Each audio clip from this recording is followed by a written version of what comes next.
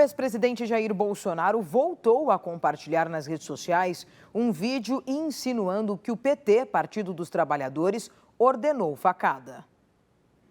O ex-presidente Jair Bolsonaro publicou em suas redes sociais o trecho de um vídeo de 2021 em que o ministro José Dirceu se refere à facada de Adélio Bispo em 2018 como um dos erros nossos.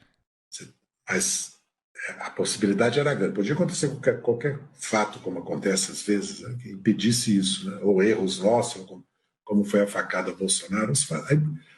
Alguns seguidores interpretaram o post como se o PT ou Dirceu estivessem confessando a culpa pelo crime. O mesmo trecho já havia sido compartilhado em agosto de 2021 pelo vereador Carlos Bolsonaro, o filho do ex-presidente, que se notabilizou por comandar a estratégia digital do pai. À época, Dirceu foi ao Twitter para esclarecer que sua fala se refere a fatos imprevisíveis da política. O presidente Lula avalia a indicação dos ministros Alexandre de Moraes e Gilmar Mendes do Supremo Tribunal Federal de Paulo Gonet para a Procuradoria-Geral da República. O presidente Lula avalia indicar o vice-procurador-geral eleitoral, Paulo Gonet, para o comando da Procuradoria-Geral da República após o fim do mandato de Augusto Aras, em setembro. Gonet tem ganhado força por ter o apoio nos bastidores dos ministros do Supremo Tribunal Federal, Alexandre de Moraes e Gilmar Mendes. Lula já deixou claro a aliados que não quer desagradar aos dois magistrados, que se consolidaram como os principais interlocutores do governo no Supremo. No entanto, o presidente também tem avaliado até que ponto seria adequado ampliar ainda mais os poderes de Moraes e Gilmar, que se articulam para emplacar pessoas próximas em outros postos importantes do Judiciário.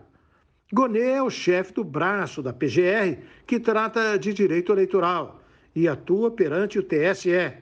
Após uma atuação discreta à frente do órgão no período eleitoral, ele foi autor de uma contundente manifestação contra Jair Bolsonaro, no julgamento da Corte Eleitoral que tornou o ex-presidente inelegível.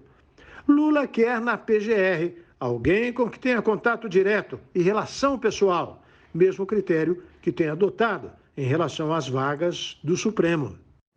O presidente Luiz Inácio Lula da Silva prepara um giro por países da África em agosto para comparecer a cúpulas internacionais e se reunir com líderes políticos. Esta será a segunda viagem de Lula ao continente africano desde que tomou posse em janeiro deste ano. Há cerca de 2 semanas, o presidente Lula fez uma passagem rápida por Cabo Verde, arquipélago africano no Atlântico. No primeiro semestre, o petista dedicou a maior parte de sua agenda internacional a viagens com os principais parceiros comerciais do Brasil e a cúpulas que envolvem países da região. De 2003 a 2010, durante sua gestão, Lula viajou todos os anos e foi ao menos uma vez para países da África. O conselheiro do presidente Lula na época, Marco Aurélio Garcia, era um defensor da diplomacia com o continente e ajudou o Brasil a abrir embaixadas na região. A previsão para o mês de agosto é que Lula cumpra agendas no continente africano. Na África do Sul, ele deve participar da cúpula do BRICS. Em Angola, participará de reuniões bilaterais com lideranças políticas. Em São Tomé e Príncipe, o petista participará da cúpula da Comunidade dos Países de Língua Portuguesa e reuniões bilaterais com lideranças políticas.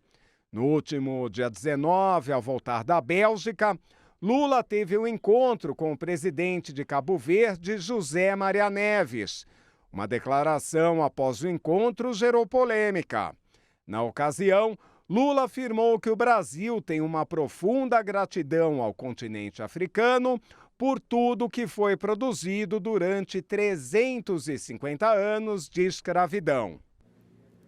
O ministro André Mendonça, do Supremo Tribunal Federal, manteve nesta sexta-feira a obrigação do ex-chefe de gabinete de segurança institucional, general Gonçalves Dias, de comparecer à CPI do MST na Câmara dos Deputados. O ministro, no entanto, ressaltou que ele tem direito a permanecer em silêncio e a garantia de não se autoincriminar, ou seja, de não produzir provas contra si mesmo. Mendonça ressaltou ainda que Gonçalves Dias tem o direito de não sofrer constrangimentos físicos ou morais, decorrente do exercício dos direitos, como o de ficar em silêncio. O ex-ministro tinha pedido ao STF para não ser obrigado a comparecer à comissão e argumentou que não há relação entre a convocação e os fatos que são investigados pelos deputados.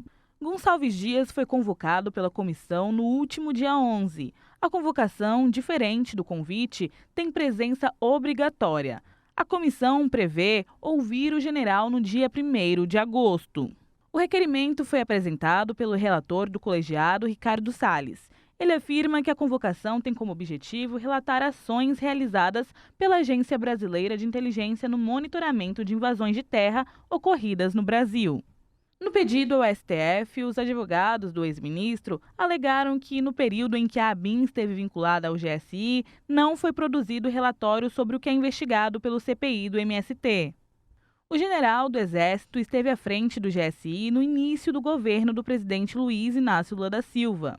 Ele pediu demissão após a divulgação de imagens do circuito interno do Palácio do Planalto, nas quais aparecia no edifício durante as invasões golpistas de 8 de janeiro. O ex-governador do Distrito Federal, José Roberto Arruda, foi condenado ao pagamento de 10 milhões de reais e à perda dos direitos políticos por 12 anos.